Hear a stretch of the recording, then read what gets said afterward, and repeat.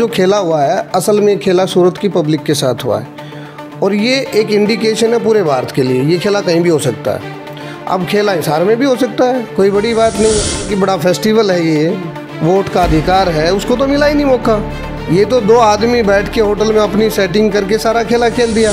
इसका तो पता देश को भी नहीं था कि बीजेपी ऐसा खेला खेलेगी। तो पहले निर्दलीय ने विड्रॉ किया और उसके बाद लास्ट डे में जो घटनाक्रम हुआ बसपा के कैंडिडेट ने भी विड्रॉ कर दिया। नमस्कार, मैं हूं काशनापा, आप देख रहे हैं आपकी खबर। एक डायलॉग आपने सुना होगा, खेला खेला। जी हाँ, ये खेला गया है कांग्रेस के साथ और खेला हो बे ममता बनर्जी का एक डायलॉग। और कांग्रेस के साथ ये खेला हो गया, कांग्रेस को पता भी नहीं चला, कांग्रेस को भनक भी नहीं लगी आखिर ये खेला कहाँ हुआ, किसने ये खेला खेला, वो सारी जानकारी आपको बताएंगे। लेकिन उससे पहले हमारे साथ बता दें, आपको हिसार के जाने माने एक वकील मौजूद है, धर्मेंद्र घनघस जी। सर सबसे पहले बहुत बहुत स्वागत है आपका। नमस्कार सर, नमस्कार, thank you sir. Mamata Banerjee का एक डायलॉग है, खेला हो बे, और ये खेला कांग्रेस के साथ हो गया और कांग्रेस वालों को पता भी नहीं चला।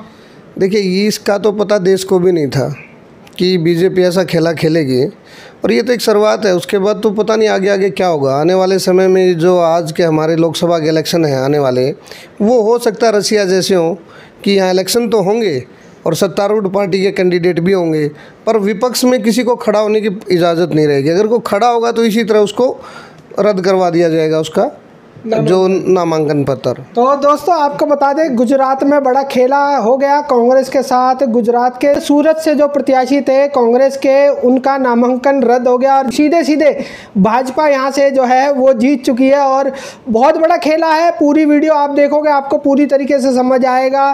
तो बातचीत करने के लिए मैं स्पेशल आया था सर के पास कि भाई साहब ये खेला जो है हरियाणा के हिसार वासियों के सामने भी एक्सपोज होना चाहिए। सर ये बताइए कि आखिर ये जो खेला जो गुजरात की सूरत सीट पर देखने को मिला, अगर बीजेपी की प्रत्याशी बात करें, बीजेपी के प्रत्याशी कौन थे? ये कोई मिस्टर गोयल थे, शायद नाम तो मुझे ध्यान नहीं है। अच्छा। मिस्टर गोयल थे और कोई कुंभकर्णी कुछ ऐसा नाम भी इसका था कांग्रेस के कैंडिडेट का। अच्छा, अब हमारे जो दर्शक हैं वो ये जानना चाहते होंगे, ये जो बनर्जी का खेला था, खेला हो बे, ये खेला कैसे हो गया? देखिए, ये खेला कैसे हुआ, ये बड़ी दिलचस्प चीज़ है। क्योंकि जब पार्टी किसी को टिकट देती है और कोई भी कैंडिडेट चाहे एमएलए का हो चाहे एमपी का हो फॉर्म भरता है, तो लगभग आम तौर पे उसके फॉर्म को एक एडवोकेट तैयार करके देता है और एडवोकेट एक एक कॉलम को भर के देता है। उसको ये पता होता है कि यहाँ प्रपोजर के साइन होने हैं और यही जेन्युइन आदमी है, उसका आधार कार्ड भी लगता है, सारी डिटेल होती हैं। और एक फॉर्म नहीं होता, दो होते हैं।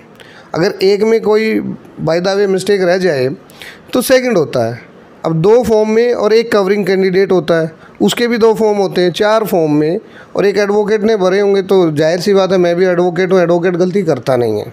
या तो उसको धोखे में रखा गया होगा कैंडिडेट द्वारा, फर्जी डॉक्यूमेंट दिए गए होंगे कि ये मेरे प्रपोजर हैं, आधार फर्जी दिए गए होंगे, या फिर कहीं ना कहीं एडवोकेट पे भी प्रेशर रहा होगा या इस चीज़ के लिए तैयार किया गया होगा कि आपने ये गलत काम करना है। अच्छा सर, अगर मैं सूरत की सीट की बात करूं तो वहाँ पे से क्या सिर्फ बीजेपी और कांग्रेस ही खड़े थे, क्या मतलब क्या और भी पार्टियां वहाँ से जो है इलेक्शन लड़ रही थी, उनका क्या हुआ आखिर? ऐसा है कि वहाँ देखो, आप पार्टी और कांग्रेस तो अलायंस में थी, तो कांग्रेस का कैंडिडेट था जॉइंट, उसके साथ साथ 6-7 निर्दलीय कैंडिडेट थे और एक बसपा का कैंडिडेट था और पार्टी का कैंडिडेट, उसने भी कवरिंग भरा होगा। इसके बाद जब इसका रद्द हुआ नामांकन पत्र, तो पहले निर्दलीय ने विड्रॉ किया और उसके बाद लास्ट डे में जो घटनाक्रम हुआ बसपा के कैंडिडेट ने भी विड्रॉ कर लिया। हाँ दोस्तों, देख सकते हो आप, खेला हो बे। और ये खेला जो है इस समय सत्ताधारी पार्टी खेल रही है, ऐसे आरोप लग रहे हैं भाई, ऐसे आरोप लग रहे हैं। हम इन बातों की पुष्टि नहीं करते, लेकिन खेला हो बे ममता बनर्जी का डायलॉग जो है अब बीजेपी वालों पर ये आरोप लग रहा है कि भाई वो खेला खेल रहे हैं। तो सर ये बताइए कि जिस प्रकार से अगर हम अपने प्यारे से हरियाणा प्रदेश की बात करें तो यहाँ से अब तक कांग्रेस का प्रत्याशी मैदान में नहीं आया, क्या ये खेला देखकर क्या जो कांग्रेस में क्या कुछ तो खलबली मची होगी? देखिए, मचनी भी चाहिए और मची भी होगी, और कांग्रेस में क्या पब्लिक में भी मची हुई है खलबली। अब एक कैंडिडेट ने दूसरे कैंडिडेट से सेटिंग की, ये एक दिन का तो काम था नहीं कि एक किसी से गलती हुई हो, गलती से गलत साइन हो गए हों या प्रपोजर गलत हुए हों। जब एक कैंडिडेट ने प्रपोजल तैयार किए हैं, उससे पहले सारी ये पटकथा लिखी जा चुकी थी कि आपने जानबूझ के ये भरना है, ये गलत करना है, और फिर चुपचाप स्क्रूटनी के बाद आपका रद्द हो जाना है, बाकी को हम देख लेंगे। इसी तरह ये जो खेला हुआ है, असल में खेला सूरत की पब्लिक के साथ हुआ है, और ये एक इंडिकेशन है पूरे भारत के लिए। ये खेला कहीं भी हो सकता है।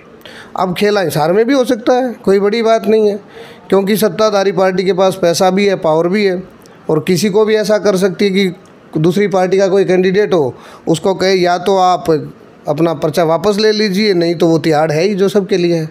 अच्छा सर, मैं ये जानना चाहता हूँ, जिस प्रकार से आपने सूरत की जनता को लेकर कहा, तो इससे सूरत की जनता पर क्या प्रभाव पड़ने वाला है? सूरत की जनता तो ठगी जा चुकी है। 5 साल से जो पब्लिक इस इंतजार में थी कि हम अगले 5 साल के लिए हमारा कोई नुमाइंदा चुनेंगे, अब वो तो हाथ पे हाथ धरी रह गई। उसको तो मौका ही नहीं मिला। उसको तो जो कहते हैं कि बड़ा फेस्टिवल है, ये वोट का अधिकार है, उसको तो मिला ही नहीं मौका। ये तो 2 आदमी बैठ के होटल में अपनी सेटिंग करके सारा खेला खेल दिया। अब वहाँ जो भी 18-20 लाख जनता है जो इस इंतजार में थी कि हम सवाल पूछेंगे और हम किसको बनाएंगे और हमारा क्या क्राइटेरिया होगा, वो तो उनके मन में रह गया। बिल्कुल सर, अगर हम दोनों पार्टियों की बात करें या किसी भी पार्टी की बात करें, आपकी विचारधारा अलग होगी, शायद मेरी अलग होगी, और हमारे कैंडिडेट भी, हमारी पार्टियां भी हो सकता है अलग अलग हो, तो ये कहीं ना कहीं तो लोगों के साथ बहुत बड़ा जो है वो धोखा किया गया है ना। बिल्कुल बहुत बड़ा धोखा है, और धोखा नहीं, एक इशारा है। अगर कोई समझ सके तो ये एक इशारा है। ये हमारे यहाँ तानाशाह की शुरुआत हो चुकी है, 2-3 कदम आगे भी बढ़ चुके हैं, डेमोक्रेसी ख़त्म होने को है। ये एक इशारा है कि ऐसा भी हो सकता है, और आगे अगर इस पे लोग सचेत नहीं हुए तो ये बहुत बड़े लार्ज स्केल पे होगा, और आने वाला इलेक्शन हमारा रसिया जैसा होगा कि बस कैंडिडेट पार्टी के ही रहेंगे, पार्टी बनेंगी, आप नाम के वोटर होंगे। तो यानी कि ये खेला और भी जगह खेला जा सकता है?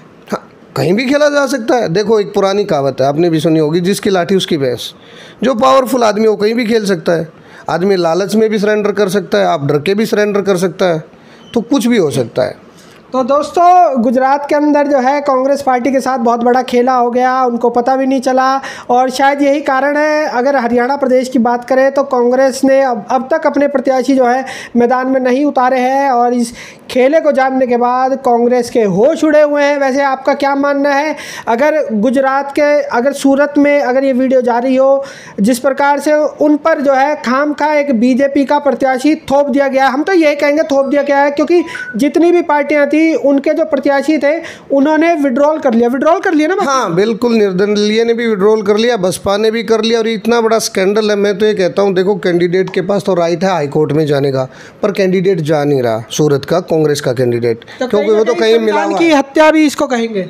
देखो, संविधान की हत्या तो नहीं कहेंगे इसको, लेकिन कानून की जो पेचीदगियां हैं उन्हीं में से कानून बनने से पहले लोग कानून तोड़ने का रास्ता निकाल लेते हैं। अब ये जो हमारा पब्लिक रिप्रेजेंटेटिव एक्ट है, उसमें ये प्रोविज़न है कि स्क्रूटनी में ये कमियां पाई तो पर्चा रद्द हो सकता है, उसके बाद हाई कोर्ट जाओ। लेकिन ये कोई गलती नहीं थी, ये जानबूझकर किया गया काम था, और इसमें बहुत बड़ा खेला है। हाई कोर्ट के पास पावर है, सुप्रीम कोर्ट के पास पावर है कि इस इलेक्शन को वो रद्द कर सकते हैं, दोबारा करा सकते हैं, अगर कैंडिडेट जाए तो भी। और मैं तो ये कहता हूँ, इस मामले में इस तरह की व्यवस्था को रोकने के लिए जो चल रहा है, सुप्रीम कोर्ट, हाई कोर्ट को सू मोटो एक्शन लेके इसकी जांच करानी चाहिए, और इस जांच में कहीं ना कहीं बहुत चीज़ खुल के आएंगी। बहुत पैसे का, पावर का या प्रेशर का गेम रहा है। इस तरह कोई एमपी का कैंडिडेट इतनी बड़ी गलतियां नहीं करता। उस पर क्या प्रेशर रहा है, उसकी फैमिली पे क्या रहा है, या किस लालच में रहा है, वो तो जांच का विषय है, जांच ही बता सकती है। और इसको दोबारा से इलेक्शन कराना चाहिए पब्लिक के लिए, क्योंकि सूरत की पब्लिक जो 5 साल के लिए किसी को चुनना चाहती है, उसके साथ इस तरह नहीं होना चाहिए। अन्याय हुआ है, बिल्कुल अन्याय हुआ है, और इस तरह होगा तो कहीं भी पूरे देश में आगे भी किसी और के साथ भी हो सकता है। तो दोस्तों, एक बहुत बड़ी खबर निकल कर सामने आ रही है, जहाँ पर गुजरात के सूरत में एक सीट ऐसी भी है जहाँ से सीधे भाजपा का एक प्रत्याशी जीत चुका है। बाकी अगर कैंडिडेटों की बात करें, उनके फॉर्म में जो है कमियाँ पाई गई, उसके बाद उसको रद्द कर दिया गया, और ये कहीं ना कहीं कहीं एक जो है साफ तौर पर षड्यंत्र दर्शाता है, क्योंकि जो कैंडिडेट निर्दलीय खड़े थे उन्होंने भी जो है अपना नामांकन वापस ले लिया है। वैसे आपका क्या मानना है, क्या भाजपा सरकार बनाने के लिए ऐसा खेला खेल रही है? कमेंट सेक्शन में मुझे आकाश नापा को ज़रूर बता देना। इन्हीं तस्वीरों के साथ मैं आकाश नापा लेता हूँ इजाज़त। बहुत जल्द मिलूंगा शहर की दूसरी किसी गतिविधि के साथ। जब तक के लिए सभी दर्शकों का आपकी खबर से जुड़ने के लिए बहुत बहुत धन्यवाद।